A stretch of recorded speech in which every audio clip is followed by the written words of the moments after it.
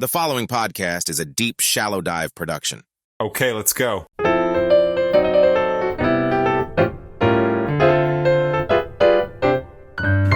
We created government as our servant, beholden to us, and possessing no powers except those voluntarily granted to it by us. Now, a self-anointed elite in our nation's capital would have us believe we're incapable of guiding our own destiny. They practice government by mystery, telling us it's too complex for our understanding. Believing this, they assume we might panic if we were to be told the truth about our problems. Why should we become frightened? No people who have ever lived on this earth have fought harder, paid a higher price for freedom, or done more to advance the dignity of man than the living Americans, the Americans living in this land today. There isn't any problem we can't solve if government will give us the facts, tell us what needs to be done, and then get out of the way and let us have at it.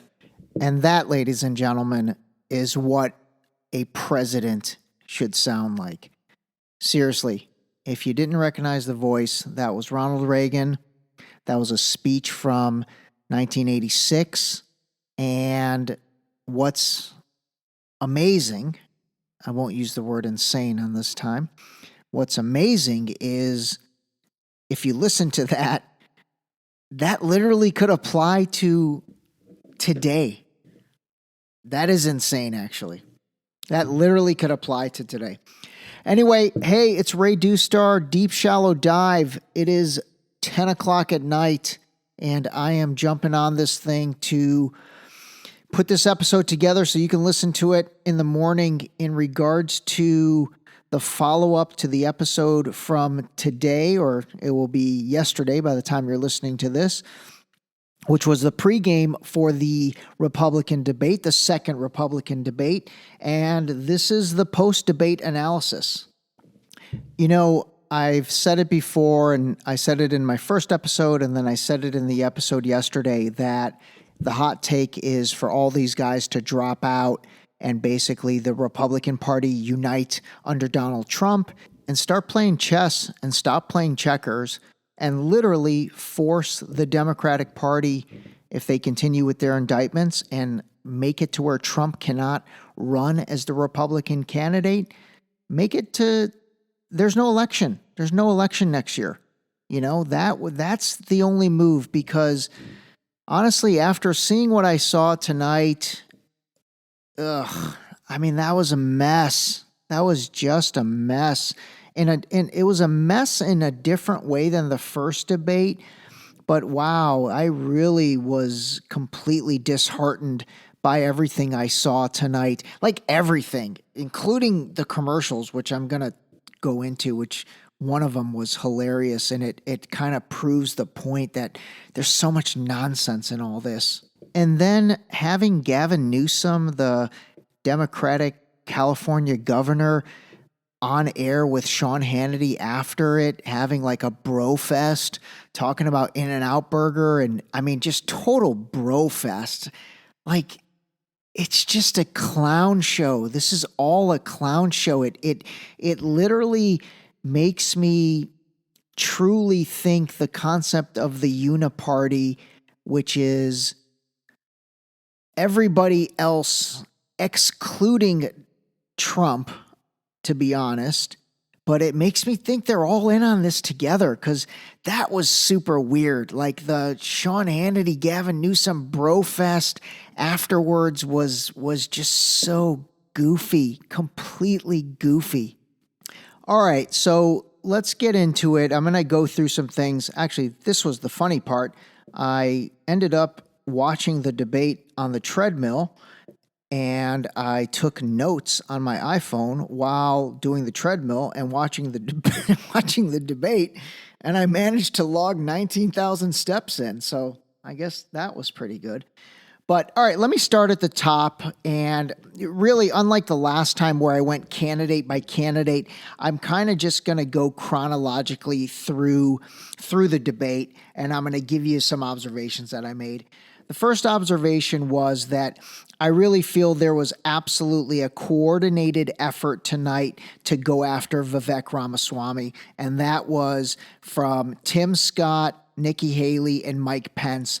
I think those three guys either did this on purpose or it just happened to play out that way. Actually, nothing happens to play out anyway. I really think they did this on purpose, but they really ganged up on him. It was pretty apparent to me that one of the goals tonight was to try and just ridicule him as much as possible, interrupt him as much as possible,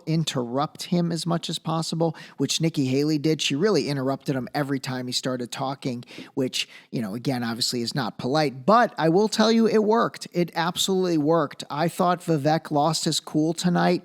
I thought he was a little too political.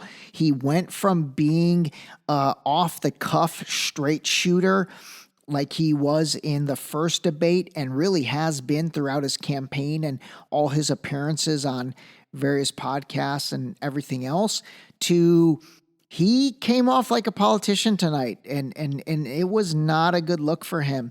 There were a couple times that I thought he reverted back to his previous style, which is what he should always do.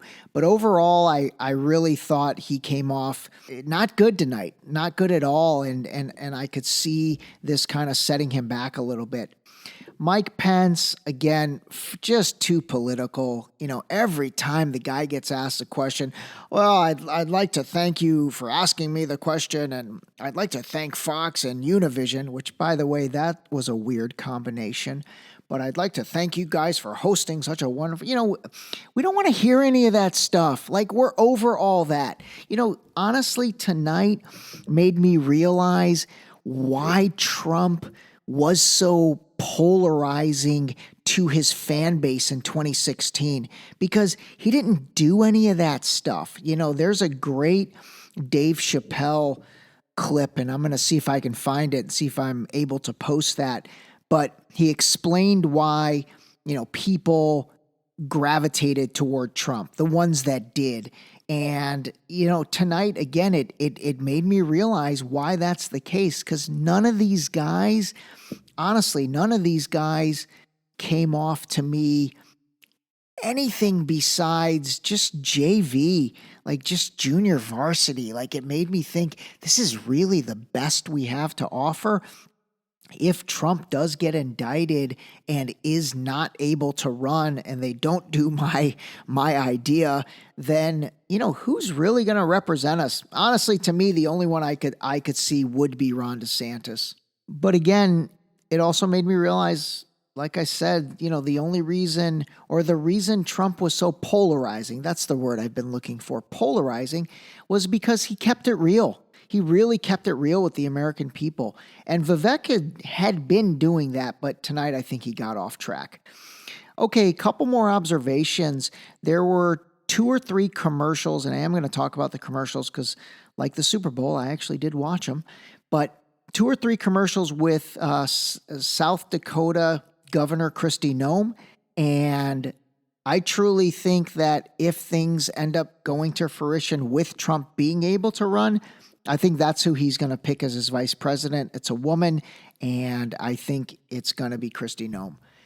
Okay, the other thing that I just didn't like tonight was there was just so much talk. Well, first of all, there was so much talk about Trump, and I'm going to get into that in a second because that really revolves around a couple of the candidates more than the rest. But there's also just so much talk on Biden and blaming him for everything and all that. In all honesty, to call a spade, do you really think Joe Biden is in charge right now? I'm asking you, do you really think he is? Have you watched any of his interviews, any of his appearances? I mean, even just watching him walk, watching him in various world settings where he turns around and walks the wrong direction off stage. He turns around and shakes hands with the air.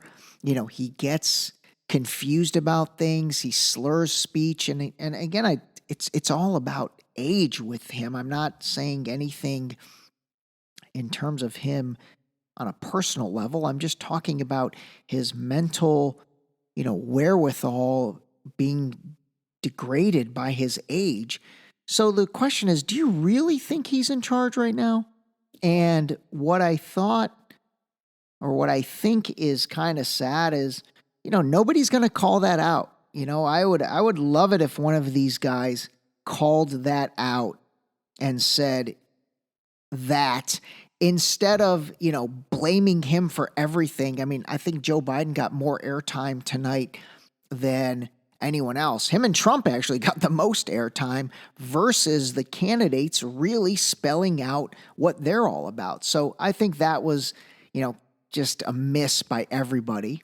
Now, getting into Trump a little bit, again, just too much talk about him. He's like 800 points ahead in the polls. I'm just kidding about that, but I think he's literally 40 or 50% ahead of all these guys.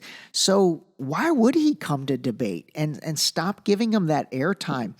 Especially when it comes to Chris Christie, I just don't get it. This guy is just... He is just hell bent on vengeance with Trump. I mean, he at one point looked in the camera and was like, I know you're watching. I'm talking to you. And then he said, if you don't show up and if you don't address these things, you're no longer going to be Donald Trump. You're going to be Donald Duck, which I didn't even get that, actually. I don't even get the analogy there. What he should have said was, you're not going to be Donald Trump, you're going to be Donald Chump.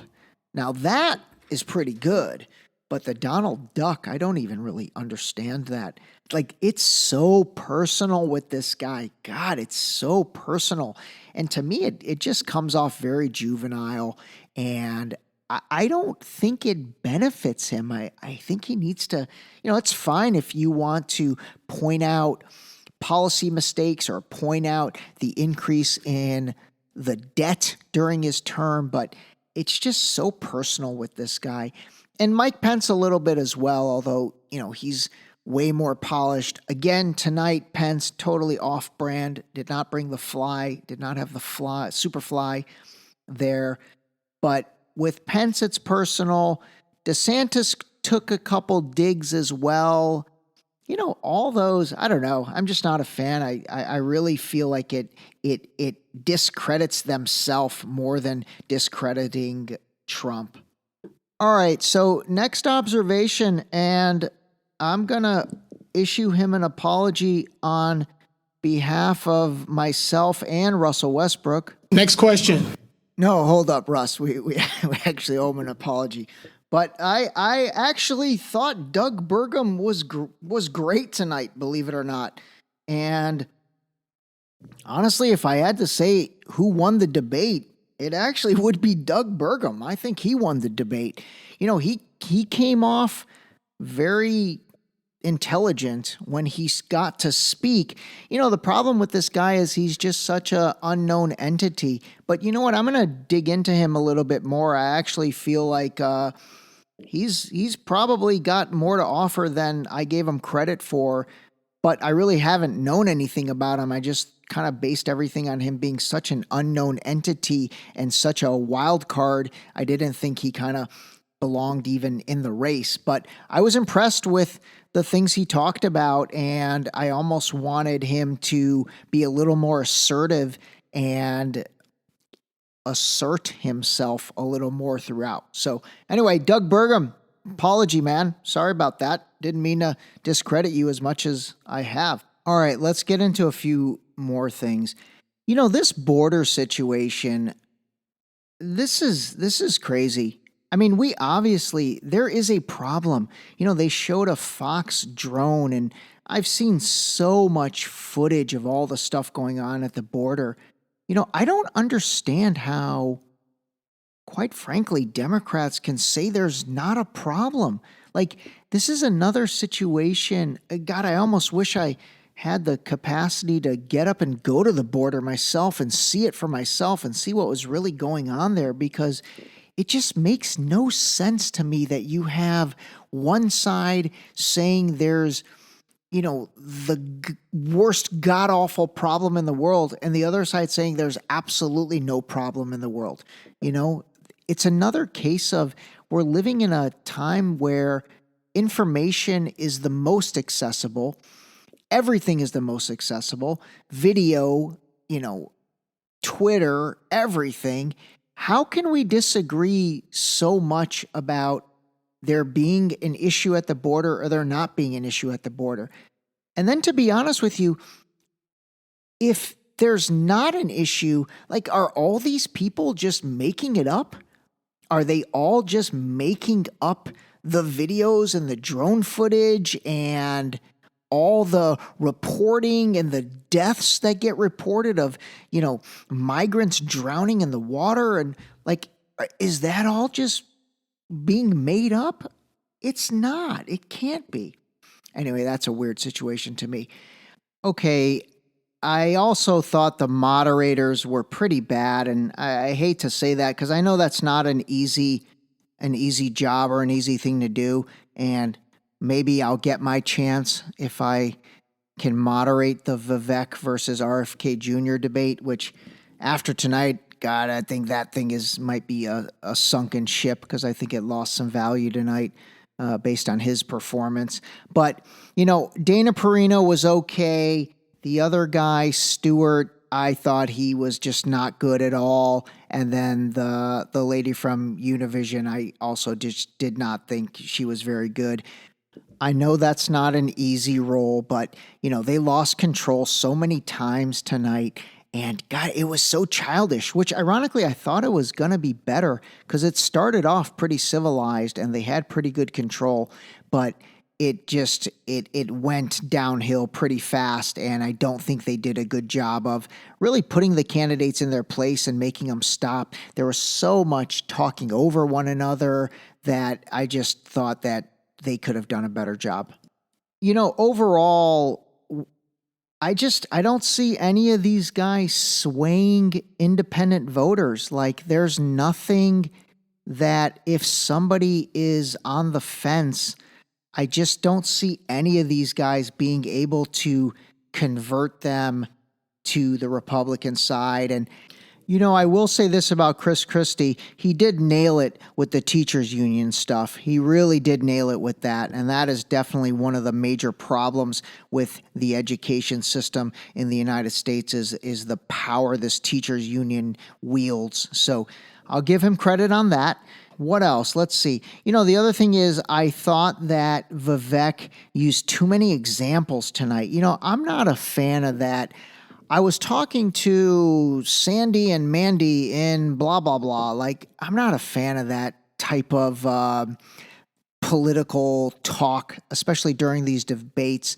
And then I also am not a fan of, people trying to personalize it. I know what they're trying to do, but, when they say, my father was blah, blah, blah, and I grew up doing this, that's not relatable to everybody. And quite frankly, people don't really care that much.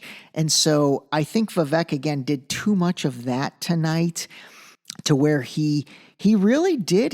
He totally changed his playbook and he just became a politician tonight. Not good move. Not good move. You got to rethink that, man. As far as the moderators, one more thing is, maybe they should have a lot more yes or no questions, and that's it. Just allow people to say yes or no and nothing else. So maybe that is something that could fix, the talking over one another and the chaos that was really there tonight. Another thing I thought was weird was, and who said it about, Mike Pence said this, and then Chris Christie said this about Joe and Joe Biden, where they were saying sleeping with a teacher. That was like a visual I did not need, neither about the Bidens or the Pences, when Mike Pence said, I've also slept with a teacher for the past 38 years or whatever. That just was not a visual I needed. Another thing that was crazy to me is the fact that Jake Paul got mentioned in the debate tonight when they asked Vivek about, going on TikTok with Jake Paul. You know what? Good for Jake Paul. Dude's from Cleveland, Ohio. I'm from Cleveland. Hey, Jake, congratulations, man. You got mentioned in the Republican debate. That's impressive. The TikTok discussion, I'm going to table this a little bit, but the hilarious thing about the TikTok discussion was all of the candidates were basically bad-mouthing TikTok. It's a threat to national security. It's the worst thing for our children. It's this, it's that. And then I don't know if you guys noticed, this is ridiculous, and I'll tell you why it's ridiculous. There was a TikTok commercial that aired, like, not directly after that segment. It was maybe the next commercial after the next segment. But if you go back and watch, there's literally a TikTok commercial that aired during the debate tonight after all the candidates were bashing TikTok. I mean, if that doesn't tell you that Fox and, well, in this case, Fox and whoever else is putting on this debate, all they care about is money, I don't know what could be a better clue than that. You've got all the candidates bad-mouthing TikTok, and then let's cut to commercial, and it's a TikTok commercial. Okay, another observation on tonight was, man, they were really pushing that Ukraine agenda, and Dana Perino said the price tag is $76 billion. I think that is completely wrong. I've seen in print that number is closer to about $120 billion already being sent over there, and there's another $6 billion that they're trying to get through.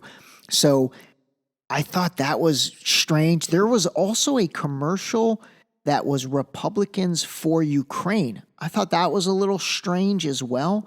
So obviously they're definitely trying to, I guess, push that next $6 billion of money through.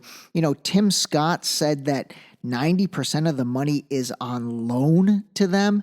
I thought that was crazy talk. And honestly, it made me lose a little bit of credibility and respect for him, because if that money is on loan, do you think they're ever going to pay it back? I mean, that's just I don't know. That was pretty terrible. And by saying that the money's on loan, you know, they basically all admitted this is a proxy war, and they pretty much all kind of fessed up to that. Anyway, like I've mentioned, future episode that's really going to delve into the military-industrial complex, and I can't get on board with this Ukraine stuff. I just can't. So we'll get into that. The other thing I thought was just strange and odd to me was, I can't believe they talked about 9/11. I really can't. With as much controversy as there still is on that topic, I was very surprised they brought that up. Lastly, I do want to talk a little bit more about, this was after the debate ended. They went right into Sean Hannity, and he brought all the candidates on and, you know, had a discussion with each of them. But then he brought Gavin Newsom on, and, you know, like I said, it was a bro fest. You can tell they were absolutely trying to hype up the upcoming debate with Ron DeSantis. And by the way, I just kind of thought about this. I'm surprised I didn't think about this earlier. If Gavin Newsom has no intention or desire to run for president, why is he debating DeSantis? Because DeSantis is running for president. So, like, why is that even happening? I don't even get it now. I really didn't even think that earlier. But then when I saw him, and then Sean Hannity pushed him on is there any situation that would cause you to run? And he basically said no, but I mean, that's like meaningless. He'll go back on that, not a problem. But it made me think he absolutely is going to end up running, because otherwise, why would you debate Ron DeSantis? What's the point of that debate if it's not intended to have some type of meaning? But it did make me realize, I think that if Newsom is going to, you know, be called into the game, it's not going to happen anytime soon. They're going to parachute him in probably during the DNC convention. So That's literally in August of 2024. So I'm going to do a little more research on that. But for some reason, now I think that if that does happen, whether it's him with Michelle Obama in whatever combination, I don't think that's going to come out literally until the 2024 DNC convention, which is in Chicago in August of 2024. And then lastly, just to finish on the Gavin Newsom, Sean Hannity, DeSantis thing, it's so much confusion, and this is all just such a mess. It's really such a mess and a joke, to be honest with you. Like, I'm very disheartened after what I saw tonight. I think that, as much as I hate to say this, I don't know. It's not a good look. It's not a good look for the US of A. I will tell you that. So anyway, sorry for not being more positive, but I'm calling a spade, and like I've said before, and I'm going to say it again and probably keep saying this, I think the only chance the Republicans have is to all drop out, all get behind Donald Trump, basically say, unless you allow Trump to run and make this a fair fight, there's going to be no election. I think that's the only play. I don't know what the consequences of that would be if the Democrats say, okay, that's fine, drop out. I don't know, but I don't think what is on the table outside of Trump stands any type of chance. All right, everybody, I promise to be more upbeat on the next one, but this was my raw reactions, and that's about it. I called a spade a spade. Talk to you soon. This episode was brought to you by Boost Liquid Vitamins. Wake up, take your Boost, start your day. Drink your vitamins, build your immune system with Boost. Available on Boost.com.